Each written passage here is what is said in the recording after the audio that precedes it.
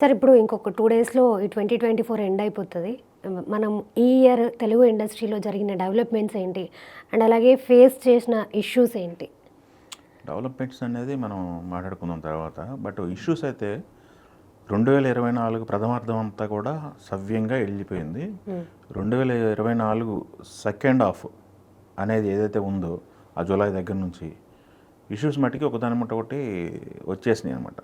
మేజర్గా బాగా big issues ఒక 1 వీక్ టు డ్రైవ్ అయిన ఇష్యూలుగా చెప్పుకోవాలనుకుంటే ప్రధానంగా ఒక 6 ఇష్యూలు అయితే మనం మెన్షన్ చేసుకోవచ్చు. ఓకే. తెలుగు ఆడియన్స్ యొక్క అటెన్షన్ గ్రాప్ చేసిన ఇష్యూస్ అన్నమాట ఇవి. మొదటగా మనం చెప్పుకోవాల్సింది రాజ్ తరుణ్ లావణ్య ఇష్యూ అనేది పెద్ద ఇష్యూ. దాదాపు 1 మంత్ వరకు డ్రాగ్ అయింది. అవును. ఎందుకంటే వాళ్ళు రాజ్ తరుణ్ సినిమా సెలబ్రిటీ, తర్వాత లావణ్య ఇష్యూలో కూడా వాళ్ళు మీడియా ముందుకు వచ్చేసి ఆమె మాట్లాడటం జరిగింది.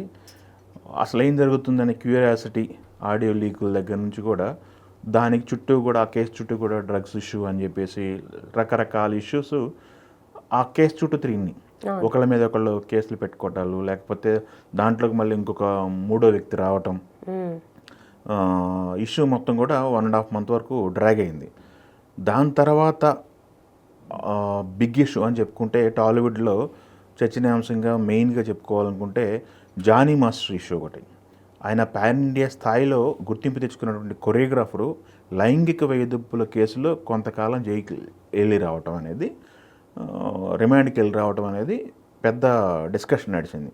దీంట్లో మళ్ళీ టాలీవుడ్కి సంబంధించినటువంటి హీరో ఉన్నాడని, డైరెక్టర్ ఉన్నాడని చెప్పేసి, లేకపోతే కమిటీ ముందుకు వచ్చేసి ఇద్దరు ఇచ్చిన స్టేట్మెంట్లు, పోలీస్ కేసు అయిన విధానము, దీనికి జానీ మాస్టర్ కూడా పొలిటికల్గా ఒక పార్టీకి సంబంధించిన వ్యక్తిగా ఉండటము, తర్వాత ఆ పార్టీ కూడా కొన్ని రోజులు మీరు ఈ పార్టీ కార్యకలాపాలకు దూరంగా ఉండండి అని చెప్పేసి కొంత క్లారిటీ ఇవ్వటం.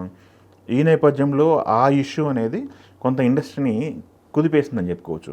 ఎవరు ఒపీనియన్స్ వాళ్ళు చెప్పటము, ఇది నేషనల్ వైడ్గా కూడా ట్రెండ్ అవ్వటం. ఎందుకంటే జానీ మాస్టర్ అనే వ్యక్తి ఇప్పుడు తెలుగు ఒక్కటే కాదు, అన్ని లాంగ్వేజ్లను వర్క్ చేశాడు. బాలీవుడ్లో కూడా చాలా సినిమాలకు పనిచేశాడు, సూపర్ స్టార్లతో పనిచేశాడు. అతనికి నేషనల్ అవార్డు వచ్చింది కూడా తమిళ్ ఇండస్ట్రీ నుంచి, అతనికి తమిళ్ సినిమా నుంచి నేషనల్ అవార్డు రావడం జరిగింది. ధనుష్కు సంబంధించినటువంటి ఒక సినిమాకి సంబంధించి నేషనల్ అవార్డుకి ఎంపిక అయ్యాడు. లాస్ట్ మినిట్లో అతను తీసుకున్న బెయిల్ చేసుకొని అవార్డుకి వెళ్దాం అనుకున్న టైంలో కమిటీ అవార్డుని హోల్డ్ చేయటము, క్యాన్సిల్ చేయటము అనే సందర్భాల్లో అదొక పెద్ద ఇష్యూగా డ్రైవ్ అయింది కొంతకాలం.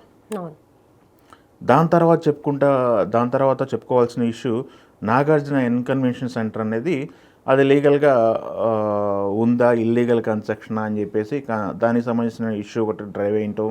దాని తర్వాత కొండా సురేఖ పొలిటికల్గా కేటీఆర్ని టార్గెట్ చేస్తూ నాగార్జున ఫ్యామిలీని, సమంతని, చైతన్యని, వీళ్ళ టాలీవుడ్ సంబంధించిన కొంతమంది సెలబ్రిటీలని లాగి మాట్లాడింది. టాలీవుడ్ సంబంధించినటువంటి చాలా లింకులు ఉన్నాయి కేటీఆర్కి సంబంధించి అని చెప్పేసి మాట్లాడటం. ఇది పెద్ద దుమారం రేపింది. ఎందుకంటే పరువు నష్టం దావా వేసుకునే వరకు వెళ్ళింది. ఒక స్టేట్మెంట్ రికార్డ్ చేయడానికి నాగార్జున సంబంధించినటువంటి ఫ్యామిలీ, అమల గారు, చైతన్య, నాగార్జున గారు కోర్టుకు వెళ్ళి వాళ్ళ స్టేట్మెంట్ని రికార్డ్ చేసిన సందర్భం కూడా మనం చూసాం. విజువల్స్లో కూడా చాలా సెన్సేషన్ క్రియేట్ చేసినటువంటి కేసు ఇది. ఇదొక ప్రధానంగా చర్చకు వచ్చింది. టాలీవుడ్లో సెన్సేషన్ క్రియేట్ చేసిన ఇదొక అంశం. దాని తర్వాత చూసుకుంటే ఇన్సిడెంట్ మనం అంతకుముందే దానికి సైమల్టేనియస్గా ఇంకొక ఇష్యూ జరిగింది. ఎలక్షన్స్ సంబంధించి ఎలక్షన్ టైంలో అల్లు అర్జున్ ప్రవర్తన ఏంటి అని చెప్పి కొంత డిస్కషన్ నడిచింది. ఎలక్షన్కి సంబంధించి మెగా ఫ్యామిలీ మొత్తం కూడా ఒకవైపు ఉంటే అల్లు అర్జున్ వెళ్ళి ఫ్రెండ్ కోసం వెళ్ళి నిలబడి వచ్చాడు అనే టాపిక్ రన్ అయింది. దాంతోపాటు యాడింగ్గా అల్లు అర్జున్ సంబంధించి సంజయ్ థియేటర్ కేసు ఒకటి ఉంది. ఈ రెండు కూడా అల్లు అర్జున్ సంబంధించి ఇండస్ట్రీలో పెద్ద డిస్కషన్ నడిచింది, ఇప్పటికీ ఇంకా నడుస్తూనే ఉంది. ఆయన్ని అరెస్ట్ చేసి రిమాండ్కి పంపించడం, తర్వాత తెలంగాణ గవర్నమెంట్ తీసుకునే డెసిషన్స్ కానీ, ఇండస్ట్రీకి సంబంధించినటువంటి పెద్దలంతా కూడా వెళ్ళి రేవంత్ రెడ్డిని కలవటం, ఇదంతా కూడా ప్రొలాంగ్ అవుతూ వస్తుందన్నమాట. ఇండస్ట్రీ పైన ఆ ఎఫెక్ట్ ఎలా పడుతుంది అనే డిస్కషను, అసలు ఆ సంజయ్ థియేటర్కి సంబంధించిన ఇన్సిడెంట్ లేకపోతే ఇండస్ట్రీకి సంబంధించి ఇంకొన్ని డెవలప్మెంట్స్ ఉండేవని, మిగతా సినిమాలకి ప్రోత్సాహకాలు ఉండేవని, అవన్నీ కట్ అవటం ది ఇన్సిడెంట్ వల్ల జరిగిందని చెప్పేసి రకరకాల చర్చలు అయితే ఈ ఇన్సిడెంట్ చుట్టూ అల్లు అర్జున్ కేంద్రంగా ఈ డిస్కషన్స్ అంతా నడుస్తుంది. ఇంకొక ఇష్యూ మనం చూసుకోవాల్సింది, ఒక వారం రోజుల పాటు తెలుగు ఆడియన్స్ అటెన్షన్ గ్రాప్ చేసిన ఇన్సిడెంట్ మోహన్ బాబు గారి ఇంట్లో జరిగినటువంటి ఇన్సిడెంట్. మోహన్ బాబు గారి ఫ్యామిలీలో ఈ మంచు మనోజ్ వర్సెస్ మోహన్ బాబు గారు, లేదా మంచు మనోజ్ వర్సెస్ విష్ణు అండ్ వినయ్, ఇలా రకరకాల చర్చలు అయితే డిస్కషన్ రావడం జరిగింది. మోహన్ బాబు గారు కాస్త చేయి చేసుకున్నారు మీడియా పైన అని చెప్పేసి అదొక ఇన్సిడెంట్. ఆ ఇన్సిడెంట్ నేపథ్యంలో పోలీసులు ఎంటర్ అవ్వడం జరిగింది. పోలీసు విచారణకు రావాలని చెప్పేసి మోహన్ బాబు గారికి సంబంధం నోటీసులు ఇచ్చిన సందర్భం. ఆయన తర్వాత కోర్టుకు వెళ్ళి ఆయన్ని మోహన్ బాబు గారిని ఎంక్వైరీకి పిలవద్దని చెప్పేసి 24 తారీఖు వరకు ఆయన ఎగ్జామ్షన్ తీసుకొని రావటం. తర్వాత మళ్ళీ మోహన్ బాబు గారు స్టేట్మెంట్ రికార్డ్ చేస్తారు పోలీసులు.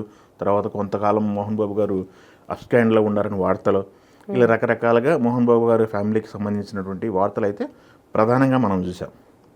సో ఈ 5 వార్తలు ప్లస్ దాంతోపాటు ఇంకొక వార్త ఏంటంటే, నాగ చైతన్య శోభిత ధూళిపాళ సంబంధించినటువంటి జాతకాన్ని విశ్లేషిస్తూ వేణుస్వామి చేసిన వీడియోలు కొన్ని వివాదాలు అయినాయి. ఆ వివాదం చుట్టూ కూడా కొంతమంది జర్నలిస్టులు వెళ్ళిపోయి కంప్లైంట్ ఇవ్వటం, అది కోర్టుకు వెళ్ళి వాళ్ళు హ్యూమన్ రైట్స్ నుంచి కోర్టుకు వెళ్ళి మహిళా కమిషన్ నుంచి మహిళా కమిషన్ కోసం డైరెక్షన్ తీసుకురావడం కోర్టుకు వెళ్ళి వేణుస్వామి, తర్వాత మళ్ళీ కోర్టు సంబంధించినటువంటి కొన్ని డైరెక్షన్లు ఇవ్వడం, మహిళా కమిషన్కి అధికారం ఉందని చెప్పేసి విచారణ తెలపాలని చెప్పేసి ఇది కొంతకాలం డ్రైవ్ అయింది. సో ప్రధానంగా సెకండ్ హాఫ్ 2024లో జరిగినటువంటి మొదటి ప్రథమార్థం ఏదైతే ఉందో అది ఎలాంటి వివాదాలు కూడా, అంటే సెన్సేషన్ క్రియేట్ చేసే వివాదాలు ఏవి జరగలేదు, సాఫీగా సాగిపోయింది. 2024 ద్వితీయార్థం చూసుకున్నట్టయితే ప్రతిదీ కూడా సెన్సేషన్ క్రియేట్ చేసినవి. ఇప్పుడు నేషనల్ ఇండస్ట్రీస్ మొత్తం ఆల్ ఇండస్ట్రీస్ కూడా తెలుగు ఇండస్ట్రీ వైపు ఒక్కసారి లుక్ వేసే ఇన్సిడెంట్లే జరిగినాయి కూడా. సో ఇప్పుడు తెలుగు ఇండస్ట్రీ అనేది కూడా లోకల్గా తెలుగు లాంగ్వేజ్ సంబంధించిన ఇండస్ట్రీ కాకుండా నేషనల్ వైడ్గా ఎస్టాబ్లిష్ అయిన ఇండస్ట్రీ కాబట్టి ప్రతి ఒక్కరి దృష్టి టాలీవుడ్ పైన ఉంది. మనం ఇందాక చెప్పుకున్నట్టు డెవలప్మెంట్స్ ఏంటి అని పక్కన పెడితే వివాదాలు అయితే మనం ప్రధానంగా చెప్పుకోవాల్సిన వివాదాలు అయితే ఈ 6 వివాదాలైనా మనం ప్రధానంగా చెప్పుకోవచ్చు. ఓకే.